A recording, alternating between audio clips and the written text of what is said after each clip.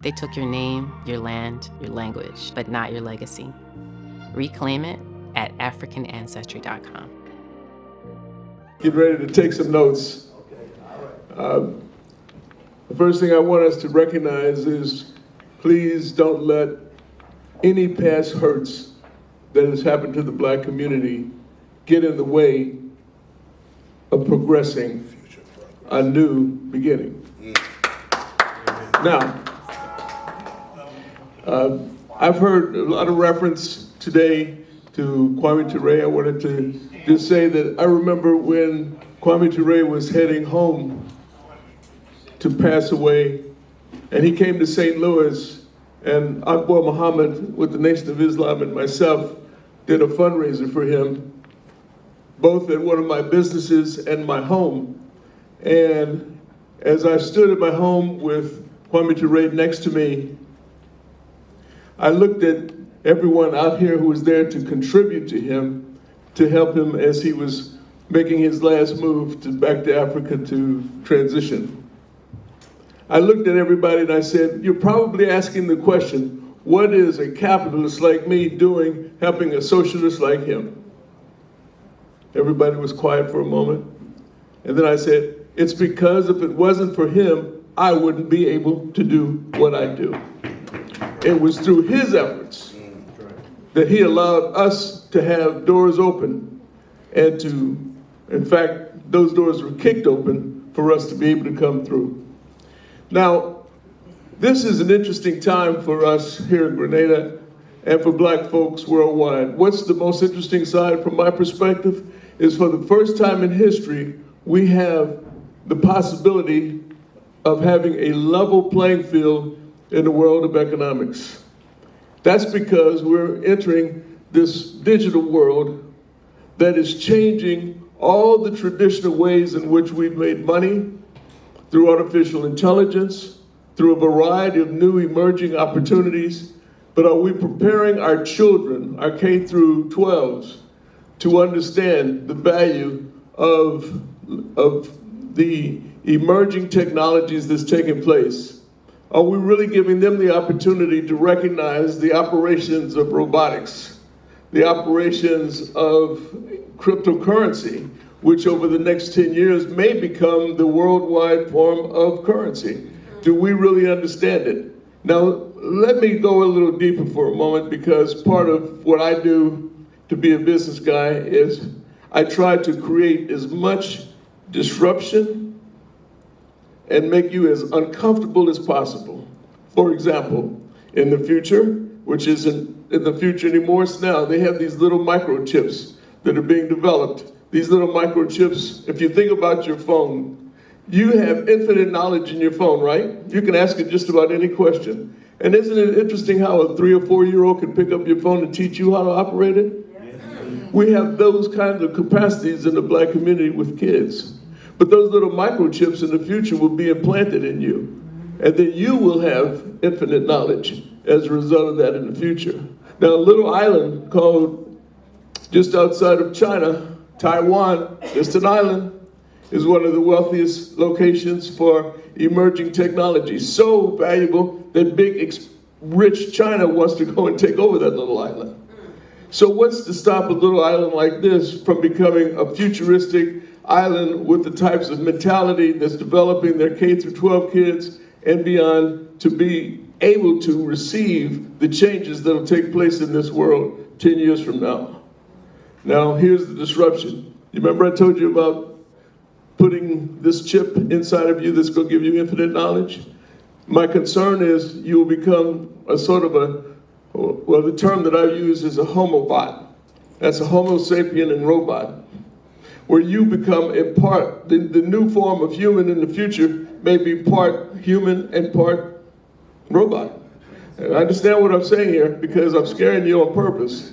And I'm gonna scare you by saying the biggest concern I would have is when they have one of those brain hackers come along and then you don't really know what's going on out here, right?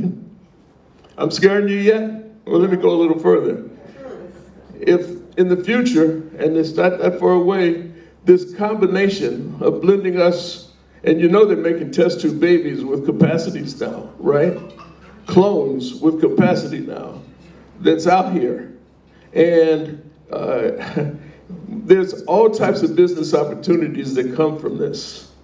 Recognize that you know, we're gonna have this decentralized, autonomous form of life that's gonna put us in positions where even your vehicles will be not driven by a human, but be driven by artificial intelligence. You will be able to put a child in a car, and that car will drive to the school, and the only way that the child will come out of that car is if the teacher has the code to bring them out.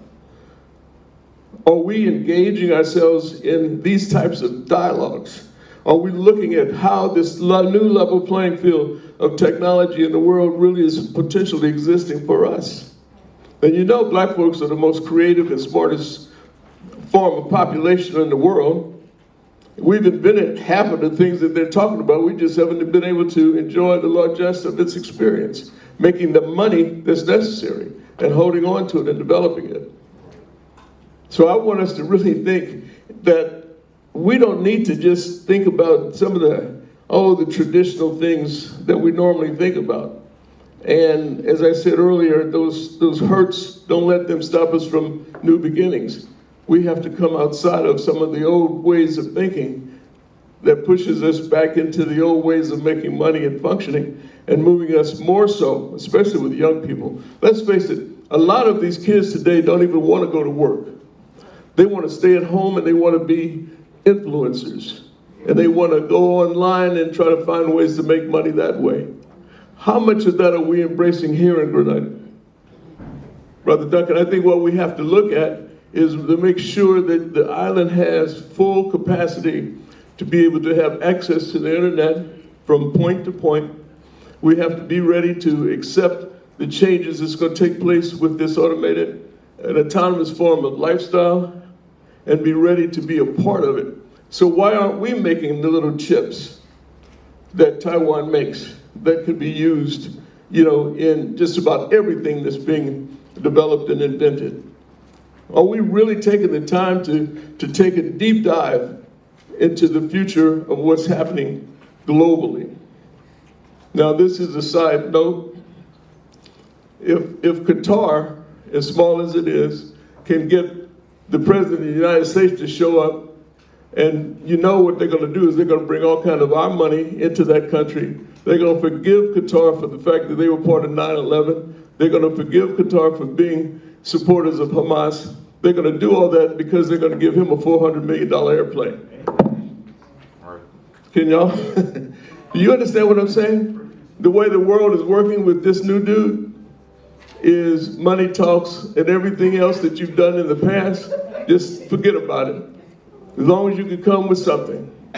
So here in Grenada, what we have to do is, well, we can't give them a $400 million airplane, but what we'll have to do is look at how our Congressional Black Caucus is beginning to address more of the opportunities in our Black islands, because we all come from the same place, you know.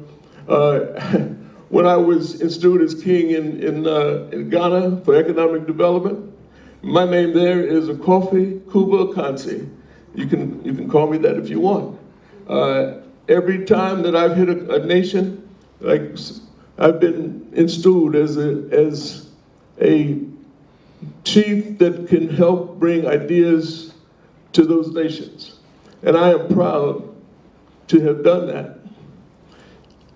But I'd be very proud to know that my next door neighbor is making big money and that we're working together in close proximity geographically to allow for the diaspora to work with Africa. But let's get our house together too first. Let's make sure that we understand that there is this level playing field that's emerging, and it's our time to play at the level of technology development and economic growth.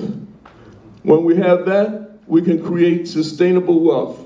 And as Dr. Frazier will say over and over, if you have that sustainable wealth, you have the ability to transfer from generation to generation.